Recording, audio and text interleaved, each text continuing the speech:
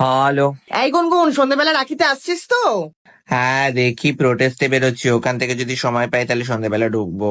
বাবা, আর কত প্রোটেস্ট করবি রে? অনেক তো করলি। আর দেখ, এ তো আমাদের বাড়ির আর ঝামেলা নয়।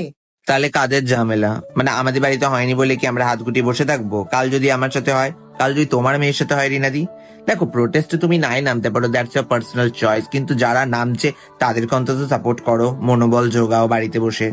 হ্যাঁ, সে ঠিক আছে। বাবা, আমি তো আমার মেয়েকে বলে দিয়েছি রাতে বাড়ির বাইরে থাকা যাবে না, এমনকি সন্ধ্যেবেলাও বাড়ি থেকে বেরোনো যাবে না। আর ওর যত ছোট জামা ছিল না, সব পুড়িয়ে দিয়েছি। আর ওই দু চারটে ছেলে বন্ধু ছিল, ওদের নাম্বারও ডিলিট করে দিয়েছি ফোন থেকে। এক সেকেন্ড, এই প্রোটেস্টটা মেয়েদের স্বাধীনতার জন্য হচ্ছে, তুমি মেয়েকেই ঘরবন্দি করে রাখছো।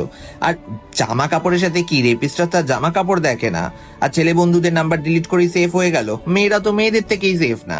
দেখো, রাজনৈতিক ক্ষেত্রে আমরা যে কোনো দলকেই সাপোর্ট করতে পারি, কিন্তু অন্যায় তো অন্যায়, বলো? আওয়াজ তোলা দরকার, মানুষ তো মানুষের পাশে দাঁড়ানো দরকার। আমাকে যেতে হবে রিনাদি, আমি রাখছি, সন্ধ্যেবেলা দেখা হচ্ছে, ঠিক আছে, টাটা।